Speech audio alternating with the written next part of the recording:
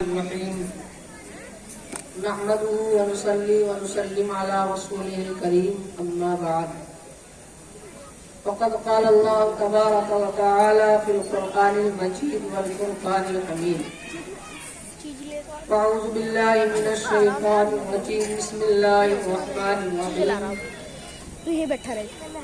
اقرأ باسم ربك الذي خلق خلق الإنسان من علق وقال النبي صلى الله تعالى عليه وسلم خيركم من تعلم القرآن وعلمه أو كما قال النبي صلى الله تعالى عليه وسلم. گرامی قدر حضرات علماء کرام، صدر محترم، معزز سامعین اور پس پردہ بیٹھی ہوئی خواتین اسلام، دارالعلوم عزیزیہ کا یہ سالانہ اجلاس عام ہے جس کی پہلی نشست میں آپ اور ہم شریک ہیں، جس کے ناظم و محتمم جناب حضرت قاری محمد مبین صاحب مدظ اللہ العالی، جن کی جد و جہد، محنتوں سے، کوششوں سے یہ جلسہ منعقد ہوا ہے، اور ان کی رات دن کی فکروں پر، پڑھن پر ماشاءاللہ یہ مدرسہ روز بروز ترقی کی طرف گامزن ہے.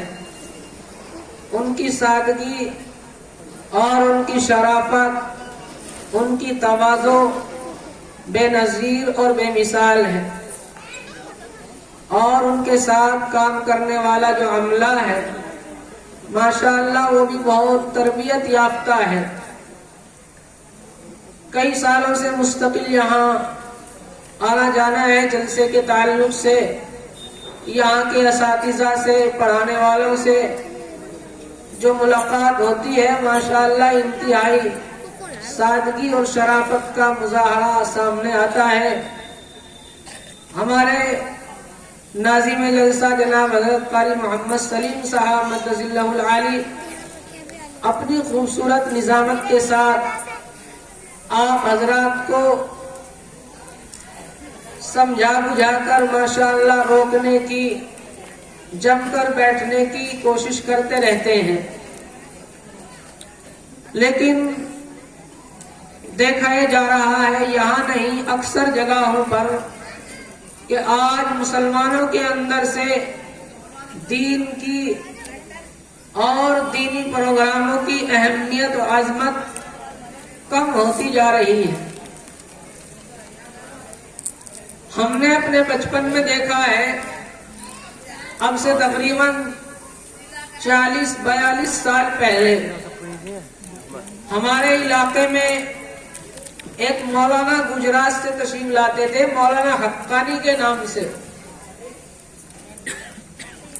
چرتھاول کے اندر ان کا پروگرام میں نے دیکھا. میرا بہت بچپن تھا اس وقت میں نہ ٹریکٹر تھے، بہت کم اللہ ماشاءاللہ لوگوں کے پاس، کسی کے پاس ہوتا تھا. کار کا تو وجود بالکل کل عدم ہی تھا، موٹر سائیکل بالکل نہیں تھی، سائیکلیں لوگوں کے پاس ہوتی تھی، اور بگیوں کا دور تھا. سردیوں کے زمانے میں لوگ ان کا بیان سننے کے لیے رات کو عشاء کے بعد بگیوں میں بیٹھ کر 10-10 کلومیٹر سے آتے تھے. ایسا لوگوں کے اندر ذوق شوق تھا.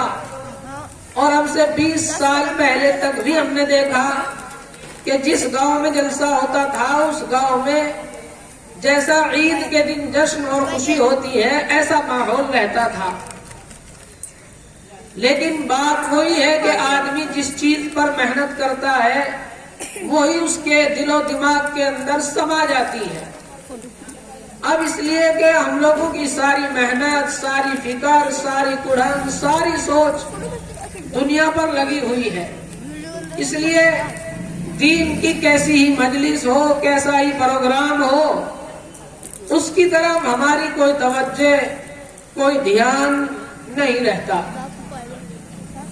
یہ تو ان حضرات کا بہت بڑا احسان ہے، ان مدرسے والوں کا، کہ سال بھر میں ایک مرتبہ جلسے کے بہانے علماء کرام کو بلا کر دین کی کچھ باتیں ہمیں اور آپ کو سنوا دیتے ہیں۔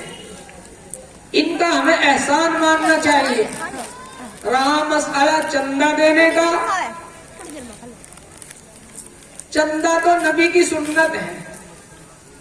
اللہ کے نبی صلی اللہ علیہ وسلم نے ایک مرتبہ نہیں سینکڑوں مرتبہ چندہ کیا ہے، مسجد نبوی کے منبر پر بیٹھ کر چندہ کیا ہے۔ اسی طرح پر اللہ تعالیٰ نے خود چندہ کرنے کے لیے قرآن پاک کے اندر اس کو فرمایا، اس کا طریقہ بتلایا، اور اللہ نے خود اس کی ترغیب دی ہے۔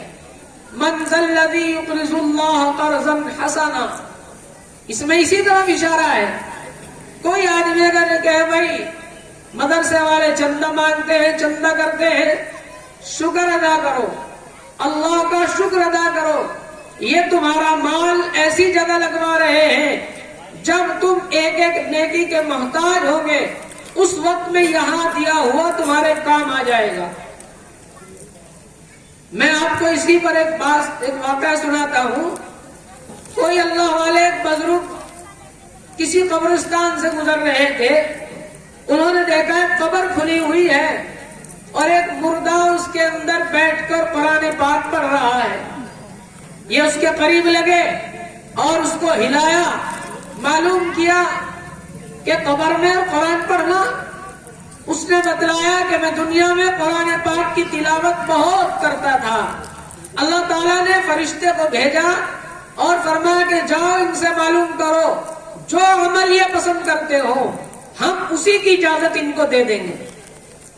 تو میں نے کہا کہ مجھے قرآن پڑھنے کی اجازت دی جائے۔ انہوں نے معلوم کیا کہ کتنے قرآن پاک پڑھ چکے ہو؟ انہوں نے بتلایا 70,000 قرآن پڑھ چکا ہوں، 70,000 قرآن پاک پورے کر چکا ہوں۔ لیکن اس پڑھنے والے نے ایک بات کہی، اس نے کہا آپ ایسا کرو، آپ ایسا کرو، یہ 70,000 قرآن آپ لے لو، ایک مرتبہ سبحان اللہ کہہ کر مجھے دے دو۔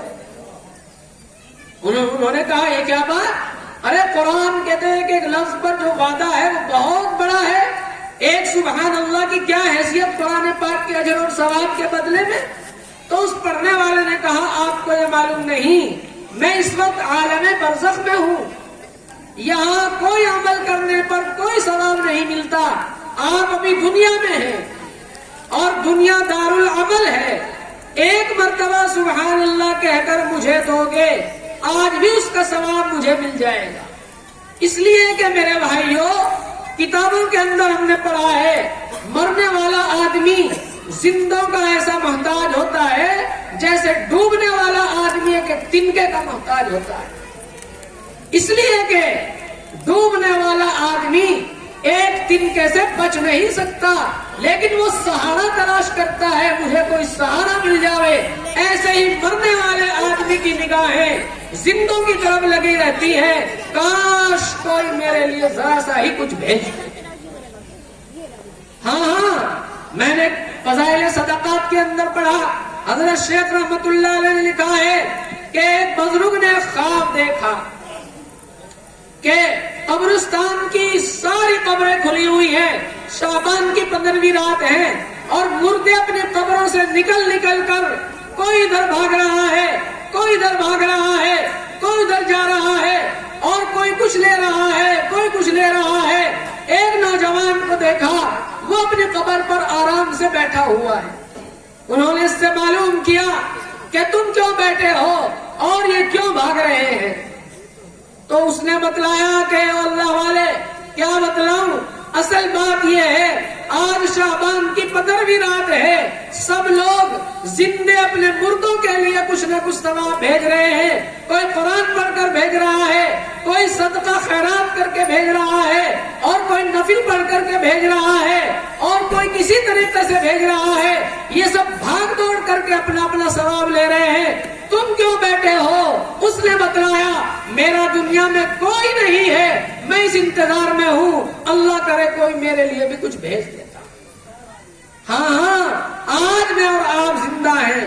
ابھی قاری سلیم صاحب بہت دیر سے اسی کی طرف ہمیں متوجہ کر رہے ہیں۔ اور ایک بات اور سن لو، ایک بات اور سن لو، اللہ تعالیٰ کے یہاں یہ کچھ نہیں چلتا۔ میں اتنے قرآن پڑھ کر کے آیا ہوں، اتنی حدیثیں پڑھ کر کے آیا ہوں، اتنی نمازیں پڑھ کر کے آیا ہوں، اور اتنے نیک کام کر کے آیا ہوں۔ اللہ تعالیٰ کے یہاں تو بہانہ چلتا ہے، رحمت حق بہانہ می جوین، نہ معلوم اللہ تعالیٰ کو کس کی کس ادا پر پیار آ جائے۔ اس لیے میں ایک بات کہا کرتا ہوں کہ جتنے بھی نیک اعمال ہیں سارے کرنے کی کوشش کرو۔ نہیں، یہ نہیں آج لوگ نفل کو نفل سمجھ کر چھوڑ دیتے ہیں۔ ہم نے بزرگوں سے سنا ہے جو آدمی نفلوں کا اہتمام کرے گا اللہ تعالیٰ اس کو سنتوں کی توفیق عطا فرمائیں گے، اور جو سنتوں کا اہتمام کرے گا اللہ تعالیٰ اس کو فرضوں کی توفیق عطا فرمائیں گے۔ آج مسلمان نہ فرضوں کا اہتمام کرتا تو سنتوں کی کہاں توفیق ہوگی، نہ سنتوں کا اہتمام کرتا تو نفلوں کی کہاں توفیق ہوگی۔ جمعے میں گیا اور جمعے میں جا کر 2 رکعت الٹی سیدھی پڑھی اور وہاں سے نکل گیا، اگلے جمعے کو نظر آئے گا مسجد میں۔ ہاں پھر دیکھو کہاں اللہ کی طرف سے توفیق ہو رہی ہے۔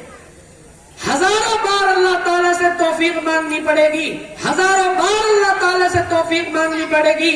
اگر ایک مرتبہ کسی نیک عمل کی توفیق مل جاوے تو اللہ کا شکر ادا کرنا چاہیے۔ ہم اگر یہاں بیٹھے ہیں تو اس میں میرا اور آپ کا کوئی کمال نہیں ہے۔ نہیں، بہت سارے لوگ ابھی روڈ پر کھڑے ہیں، اللہ تعالیٰ نے مجھے اور آپ کو یہاں آنے کی توفیق دے دی، یہ اللہ کے انتہائی کرم کی بات ہے۔ حضرت مولانا اشرف علی صاحب تھانوی رحمۃ اللہ علیہ کے ایک استاد ہیں، حضرت مولانا فتح محمد صاحب، بہت بڑے محدث تھے۔ جب ان کا انتقال ہوا حضرت مولانا اشرف علی صاحب تھانوی رحمۃ اللہ علیہ نے خود دیکھا خواب کے اندر، معلوم کیا حضرت کیا معاملہ فرمایا اللہ تعالیٰ نے آپ کے ساتھ؟ فرمایا بہت اللہ کا کرم ہے، مغفرت ہو گئی، لیکن اتنی حدیثیں پڑھائی میں نے، اتنا قرآن کی تفسیر پڑھائی، اتنے تہجد پڑھے اور اتنے نیک اعمال کیے، کوئی کام نہیں آیا۔ کہ بس ایک دن کا ایک چھوٹا سا عمل کام آیا۔ وہ کیا؟ وہ یہ عمل کام آیا، گھر کے اندر کھانا بنا ہوا تھا اور دال میں نمک کم تھا۔ میرے سامنے جو کھانا آیا دال میں نمک کم تھا، میں نے اس کو خاموشی سے کھا لیا۔ گھر والوں نے جب کھایا تو انہوں نے کہا آپ نے بتلایا بھی نہیں، کچھ کہا نہیں، دال میں تو نمک کم ہے۔ تو آپ نے فرمایا روزانہ دال میں نمک صحیح کھاتا ہوں، آج اگر بغیر نمک کی کھا لی تو کیا ہوا؟ بس اللہ تعالیٰ نے فرمایا اے فتح محمد تم نے گھر والوں پر ناراضگی کا اظہار نہیں کیا، ہمارے کی طرح نہیں کہ گھر والے کو گالیاں دینا شروع کر دی، دیگچی اٹھا کر پھینک دی اور پیالے اٹھا کر پھینک دی، برا بھلا کہنا شروع کر دیا۔ میرے بھائیوں اللہ تعالیٰ کے یہاں رحمت، اس کی رحمت بہانہ تلاش کرتی ہے۔ اپنے کسی عمل پر فخر نہ کرو۔ یہ مدارس اسلامیہ اسی لیے قائم کیے گئے ہیں، کیا یہ علماء کی فیکٹریاں ہیں؟ دنیا کی فیکٹریوں میں سامان تیار ہوتے ہیں، کہیں پلیٹوں کی فیکٹری پلیٹ بنتے ہیں، کہیں جگ کی فیکٹری جگ بنتے ہیں، کہیں بالٹی کی فیکٹری بالٹی بنتی ہے، کہیں ترپال کی فیکٹری ترپال بنتی ہے، کہیں کچھ بنتا ہے، لیکن ان مدارس کے اندر علماء تیار ہوتے ہیں۔ اور یہ مدارس اسلامیہ کوئی نئی چیز نہیں ہے، کوئی نئی چیز نہیں ہے، بلکہ یہ تو آسمان پر پہلا مدرسہ اللہ نے قائم کر کے دکھلایا، اس کی سنت ہے۔ لوگ کہتے ہیں سب سے پہلا مدرسہ مکہ مکرمہ کے اندر دار ارقم کے اندر تھا، نہیں، اس سے بھی پہلا مدرسہ آسمانوں پر اللہ تعالیٰ نے قائم کر کے اور وہیں سے شروع کر کے دنیا کے اندر حکیم الاسلام حضرت مولانا قاری محمد طیب صاحب رحمۃ اللہ علیہ نے عجیب بات فرمائی، کیا کہ ساری دنیا کو اللہ تعالیٰ نے مدرسہ بنایا ہے، مدرسے کے نظام پر چلایا ہے، اور اس کا سارا نظام مدرسے کے نظام پر اللہ تعالیٰ چلا رہے ہیں۔ مدرسے کے اندر پانی کی ضرورت تو ندیاں اور نہریں بہا دی، مدرسے کے اندر روشنی کی ضرورت تو آسمان میں چاند اور سورج بنایا، مدرسے کے اندر کھانے پینے کی چیزوں کی ضرورت تو دنیا کے اندر زمینیں بنائی، کہیں چاول پیدا ہو رہے ہیں اور کہیں گیہوں پیدا ہو رہا ہے، کہیں پھل فروٹ پیدا ہو رہے ہیں، تو ساری دنیا مدرسہ ہے، اور دنیا کے اندر ہر پیدا ہونے والا انسان ایمان والا اور طالب علم ہے میرے دوست۔ ہاں آسمانوں کا نظام دیکھو، اللہ تعالیٰ نے خود کر کے دکھلایا، کیسے؟ وَعَلَّمَ آدَمَ الْأَسْمَاءَ كُلَّهَا، قرآن بتلا رہا ہے، قرآن گواہی دے رہا ہے۔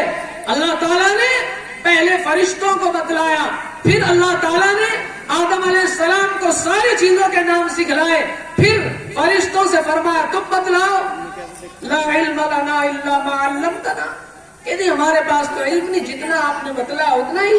آدم علیہ السلام سے فرمایا آدم انبئہم باسمائہم، آپ بتلائیے۔ آدم علیہ السلام نے فٹافٹ ساری چیزوں کے نام بتلائی دیے، یہ فلاں ہے، یہ فلاں ہے، یہ فلاں ہے۔ بس آدم علیہ السلام پہلے طالب علم ہے اور اللہ تعالیٰ پہلے معلم ہے۔ سب سے پہلے استاد کون ہے؟ اللہ تعالیٰ۔ سب سے پہلے طالب علم کون ہے؟ آدم علیہ السلام۔ تو یہ مدرسہ آسمانوں سے چلا، دنیا کے اندر اس کی سنت ہمارے اکابرین نے زندہ کی، اور زندگی کے ہر شعبے کو دین ملا ہے اور ملتا ہے ان مدارس کے ذریعے سے۔ زندگی صحیح گزارنے کا طریقہ اگر آتا ہے تو وہ کہاں سے آئے گا؟ ان مدارس کے۔ العلم نور، علم ایک روشنی ہے، والجہل ایک ظلمت، اور جہالت ایک اندھیرا ہے۔ علم کے ذریعے سے آدمی زندگی صحیح گزارتا ہے، جیسے آدمی روشنی میں صحیح منزل پر جاتا ہے۔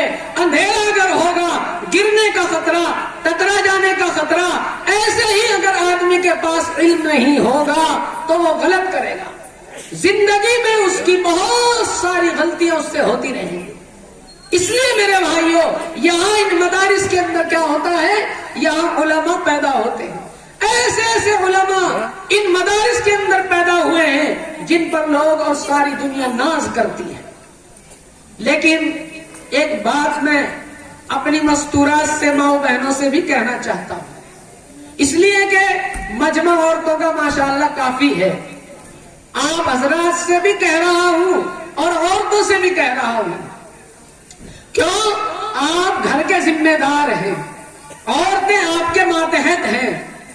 میں تھوڑا سا رخ بدل کر اب اس بات کو اپنی ادھر لے جا کر ختم کر رہا ہوں، کیا کہ یہ مدرسہ ہے، لیکن اس مدرسے سے پہلے ایک مدرسہ اور ہے، وہ ماں کی گود ہے۔ ماں کی گود میں بچہ جیسا تیار ہو کر کے آئے گا، وہ یہاں آ کر کے جلدی ترقی کر جائے گا۔ یہی ماں کی گود تھی، جن ماں کی گود میں مولانا اشرف علی صاحب تھانوی پیدا ہوئے، یہی ماں کی گود تھی جس گود میں مولانا الیاس صاحب رحمت اللہ علیہ پیدا ہوئے۔ حضرت مولانا الیاس صاحب رحمت اللہ علیہ کی والدہ کے بارے میں کتابوں کے اندر لکھا ہے، اتنی نیک تھی، اتنی دیندار تھی، اپنے معمولات کی اتنی پابند تھی، کیا حضرت شیخ نے اپنے گھر کی عورتوں کے بارے میں لکھا ہے، اللہ کا شکر ہے میں اپنے گھر کی عورتوں کو دیکھتا ہوں اور خوش ہوتا رہتا ہوں، گھر کے کام کاج کرتی ہیں، کھانا بناتی ہیں، کپڑے دھوتی ہیں، سارے کام کرتی ہیں، اور پھر بھی ایک ایک عورت قرآن پاک کے 15 پارے روزانہ پڑھ لیتی ہے۔ ہاں اللہ نے قرآن پاک کے اندر پہلا لفظ یہ فرمایا، اقرا، پڑھیے اپنے اس رب کے نام کے ساتھ جس نے آپ کو پیدا کیا ہے۔ اس سے معلوم ہوا کہ پڑھنے کی چیز قرآن ہے۔ نبی نے اس کی وضاحت فرمائی، خیرکم من تعلم القرآن وعلمہ، تم میں سب سے بہترین شخص وہ ہے جو قرآن پاک کو پڑھے اور پڑھائے۔ اس کو بالکل مہیت کر دیا آپ نے، تاکید کر دی، اس کی مضبوط کر دیا اس کو۔